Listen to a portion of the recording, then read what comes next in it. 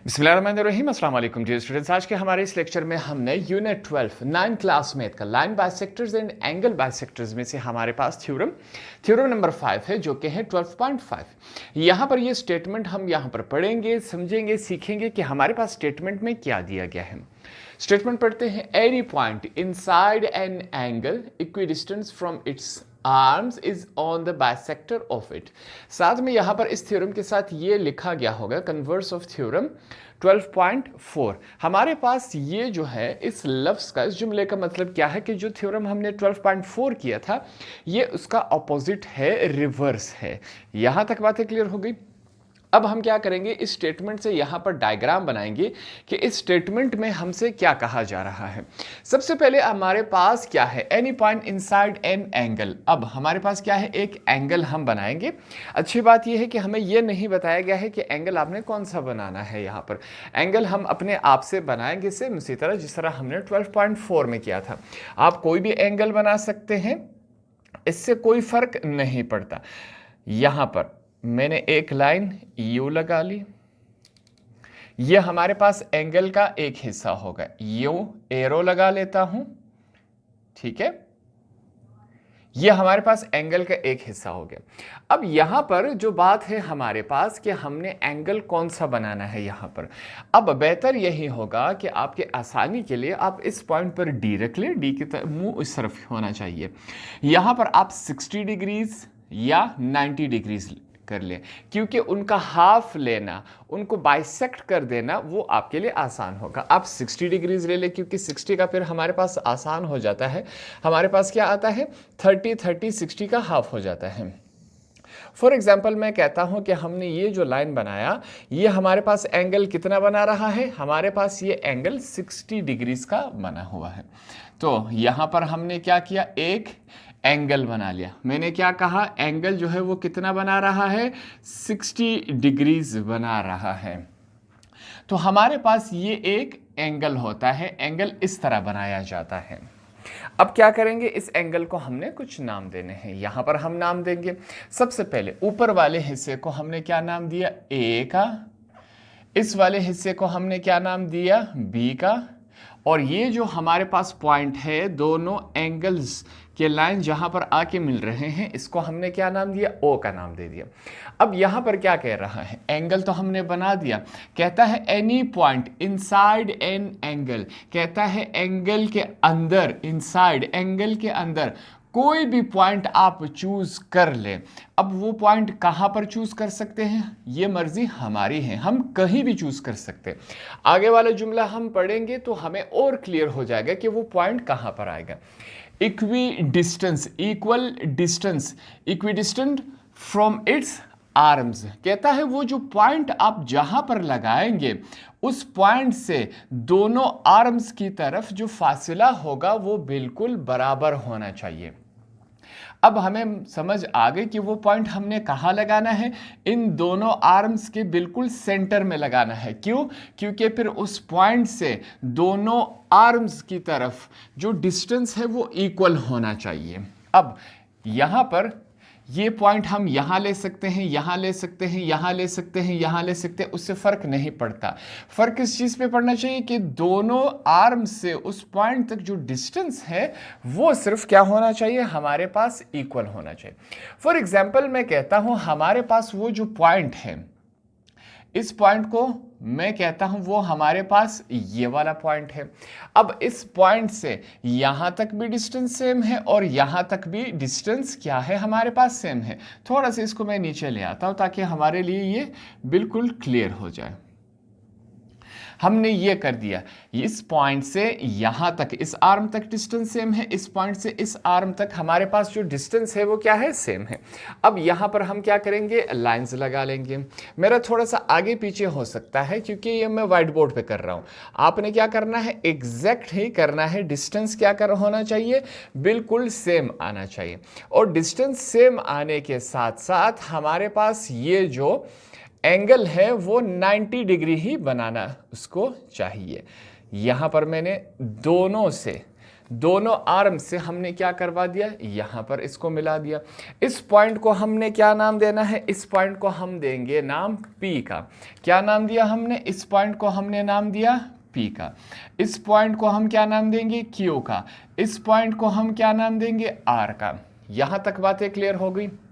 अब हमारा जो डायग्राम है वो तकरीबन मुकम्मल हो गया। जो चीज़ें हमें स्टेटमेंट में बताई गई हैं वो हमने किया। यहाँ पर सबसे पहले हमने एक एंगल बना लिया, एंगल अपनी मर्जी से।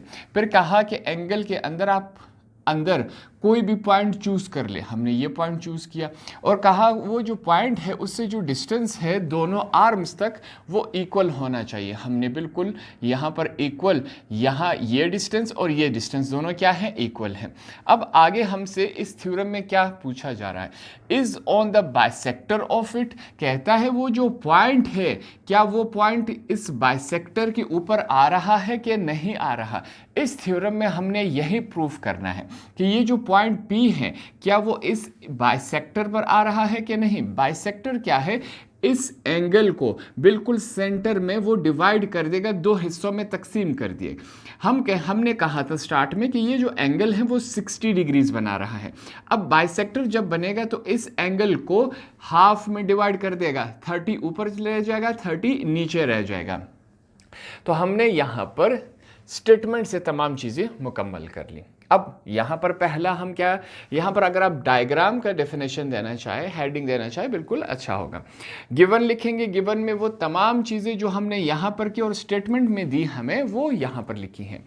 एनी पॉइंट P, इस पॉइंट की बात कर रहे हैं, लाइज इनसाइड एंगल AOB, कहता है ये जो पॉइंट P है वो एक एंगल AOB इस एंगल के अंदर है, सच दैट P से लेकर Q तक जो लाइन है वो कंकरेंट है, इक्वल है, बराबर है P से लेकर R तक। कहता है P से लेकर Q तक ये जो लाइन है वो बराबर है, किसके बराबर है, P से लेकर R तक, ये दोनों लाइंस बराबर हैं। वेयर PQ इस परपेंडिकुलर, इस उल्टे T का मतलब क्या है, परपेंडिकुलर। परपेंडिकुलर मतलब जो 90 डिग्रीज का एंगल बना। कहता है PQ जो है, P से लेकर Q तक जो लाइन है, इस लाइन की बात हो रही है। कहता है ये जो लाइन है वो परपेंडिकुलर है, किसके परपेंडिकुलर है, OB। अब OB के ऊपर लाइन नहीं, एरो है। इस एरो का मतलब क्या है, इस आर्म की बात हो रही है। सादा लाइन हो, इस लाइन की बात हो रही है। अगर एरो लिखा जाए इसके ऊपर मतलब इस आर्म, हमारे पास एंगल के दो आर्म्स है, दो हाथ हैं।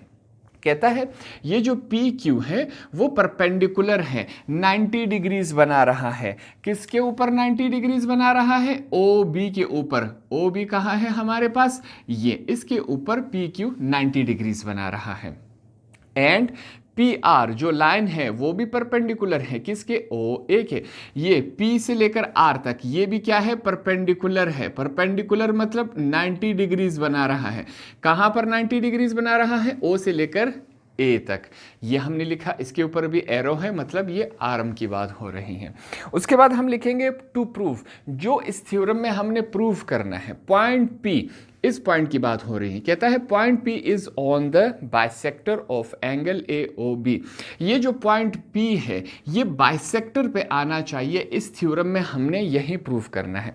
कंस्ट्रक्शन में हम क्या काम करेंगे, कंस्ट्रक्शन में हम वो काम करेंगे जो अपने आप से करेंगे, और कंस्ट्रक्शन में जो काम किया जाए वो डॉटेड लाइन से किया जाता है। ये बात हमें पहले से मालूम थी। अब हमारे पास कंस्ट्रक्शन में क्या है, कंस्ट्रक्शन में है join P with O।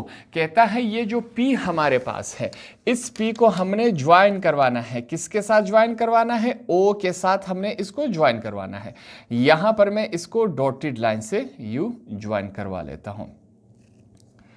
Same काम आप यहां पर अपने कॉपी में भी करेंगे, ठीक है। आगे चलता जाए, इससे हमें कोई फर्क नहीं पड़ता। यह हमारे पास वही P वाला पॉइंट हो गया। अब हमारा जो डायग्राम है वो मुकम्मल हो गया। पहले हमारे पास ये जो एंगल था कितना था, 60 डिग्रीज। अब हमने क्या करवा दिया, बाइसेक्ट करवा दिया। 30 डिग्रीज ऊपर रह गया, 30 डिग्रीज क्या है, नीचे रह गया। हमारे पास है तो 60 डिग्रीज, मगर अब बाइसेक्ट हो गया, हाफ में डिवाइड हो गया। उसके बाद हमने इसको प्रूव करना है, साबित भी करना है। उसके लिए यहाँ पर हम कॉलम टेबल बनाएंगे, एक में स्टेटमेंट्स, एक में रीजंस लिखेंगे। हमारे पास पहले हम क्या लिखेंगे, इन द कॉरस्पॉन्डेंस, हमने मवाजना करवाना है, कंपैरिजन करवाना है। किसका कंपैरिजन करवाना है, इस निशान का मतलब ट्राइंगल, ट्राइंगल POQ। हमारे पास POQ क्या है, POQ, इस वाले ट्राइंगल का अब हमने कंपैरिजन करवाना है। इस लाइन का मतलब क्या है, करस्पॉन्डेंस, करस्पॉन्डेंस मतलब कंपैरिजन करवाना है, मवाजना करवाना है। किसके साथ, ट्राइंगल POR, हमारे पास POR। अब हमने इन दोनों ट्राइंगल्स का क्या करवाना है, कंपैरिजन करवाना है, मवाजना करवाना है। अगर आपको ये ट्राइंगल यहाँ पर समझ आ रहा है तो वेल एंड गुड। मैं ये दो ट्राइंगल्स आपके लिए यहाँ पर अलग अलग बना लेता हूँ ताकि आपको आसानी से समझ आ सके। यहाँ पर मैंने आपके लिए अलग अलग बना लिए, इसको हम क्या नाम देंगे, ट्राइंगल 1, ट्राइंगल 2। अब हमने क्या करना है, इन दोनों का कंपैरिजन करवाना है, मवाजना करवाना है। एक ट्राइंगल में हमारे पास टोटल 6 कंपोनेंट्स आते हैं। अब जरूरी नहीं कि इन दोनों ट्राइंगल्स में हमने 6 के 6 कंपोनेंट्स बराबर लाने हैं। 6 कंपोनेंट्स कौन से हुए, 3 साइड्स और 3 एंगल्स। यहां पर अगर हमारे पास कोई भी 3 से कंपोनेंट बराबर आए दोनों ट्राइंगल्स में, तो इसका मतलब क्या हुआ कि दोनों ट्राइंगल्स आपस में कंगरेंट है, बराबर है, इक्वल है। सबसे पहले हम लिखेंगे एंगल PQO। अब यहां पर जिस एंगल की बात हो रही है वो हमारे पास क्या है, Q है। आप कहेंगे साथ में हमने P और O क्यों लिखा हुआ है। अगर हम यहां पर सिर्फ Q लिखते तो यहां पर हमारे पास पूरा ट्राइंगल की बात हो रही होती। ये जो पूरा है यहां पर QRO, ये हमारे पास इसकी बात हो रही होती। तो इस वजह से हमने यहां पर इसके साथ लिखा PQO।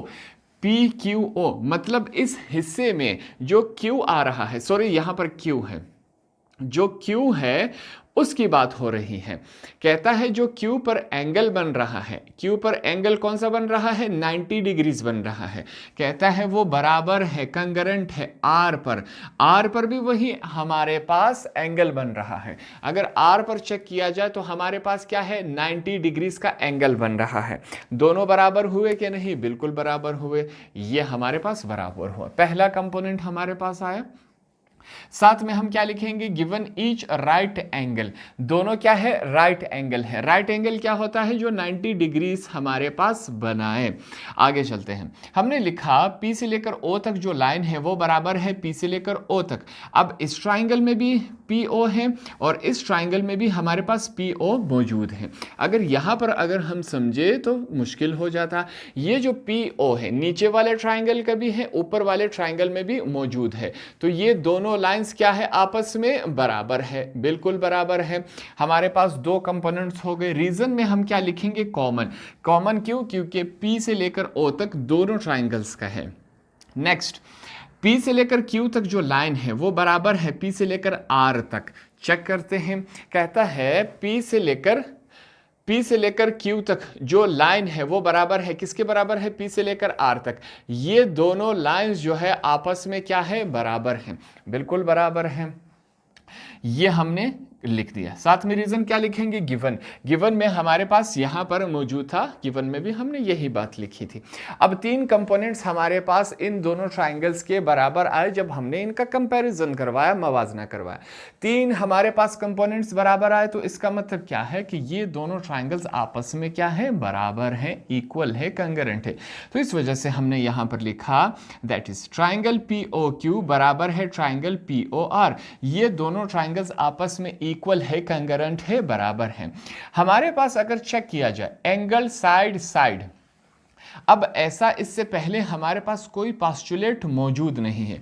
हमेशा याद रखें, अगर आपके पास एंगल साइड साइड आ जाए तो उसके लिए यहां पर हम क्या लिखेंगे, H से क्या है आपके पास, हाइपोटेनस साइड बराबर है हाइपोटेनस साइड। ये हम इसके रीजन में लिखेंगे, ये बात आपने याद रखनी है। हाइपोटेनस क्या होता है, 90 डिग्रीज के सामने वाले, इसका सामने वाला हिस्सा ये है, ये हमारे पास क्या हुआ, हाइपोटेनस हो गया। अगर ये दोनों ट्राइंगल्स आपस में बराबर हैं तो इसका मतलब क्या हुआ कि एंगल POQ, क्या इसका मतलब क्या हुआ, P की बात हो रही है। हमेशा जो हमारे पास पॉइंट सेंटर में लिखा जाए, इस तरह अगर आपके पास आ जाए 3 लिखे हो पॉइंट्स, तो हमेशा जो सेंटर वाला होगा उसकी बात हो रही है कि O पर जो एंगल बन रहा है वो बराबर है दूसरे ट्राइंगल के O के। अब O हमारे पास दोनों ट्राइंगल्स में मौजूद है। O हमारे पास पहले ट्राइंगल में भी है और O हमारे पास दूसरे ट्राइंगल में भी मौजूद है। कहता है अगर ये दोनों ट्राइंगल्स आपस में इक्वल है, बराबर है, तो इनके जो एंगल्स हैं, पहले हमने लिखा ट्राइंगल बराबर है, अब क्या लिखा एंगल, इनके जो एंगल्स है वो भी बराबर है। ये भी हमारे पास 30 डिग्रीज है, ये भी हमारे पास 30 डिग्रीज है। पहले 60 डिग्रीज था, हमने जब बाइसेक्ट किया तो ये 30-30 में डिवाइड हो गए। ये बात हमने यहां पर लिखी। रीजन साथ में हमने क्या लिखा, करस्पॉन्डिंग एंगल्स ऑफ कंगरेंट ट्राइंगल्स। अगर हमारे पास दो ट्राइंगल्स आपस में बराबर आ जाए तो उसके हर आमने सामने वाला हिस्सा बराबर होता है। तो सेम इसी तरह अगर ये दोनों ट्राइंगल्स आपस में बराबर आए तो ये एंगल और ये एंगल हमेशा बराबर आएंगे। ये हमने लिखा साथ में। Hints P is on the bisector of angle AOB। इस पूरे थ्योरम में जो हमने काम किया वो इसी बात के लिए किया। अगर ये दोनों ट्राइंगल्स आपस में बराबर हैं तो इसका मतलब क्या हुआ कि ये जो पॉइंट P है वो हमारे पास बाइसेक्टर के ऊपर आ रहा है। बाइसेक्टर क्या है, इस एंगल को दो हिस्सों में इसने डिवाइड करवा दिया। पूरे हमारे पास थ्योरम में हमने यही पॉइंट प्रूव करना था कि ये जो पॉइंट P है वो हमारे पास एक तो इसका डिस्टेंस, ये दोनों डिस्टेंस इक्वल आने चाहिए और ये पॉइंट हमेशा बाइसेक्टर पे आना चाहिए। इस थ्योरम में हमने ये आसान अल्फाज में प्रूव कर लिया। होप आपको ये वाला थ्योरम भी आसानी से समझ आ गया होगा।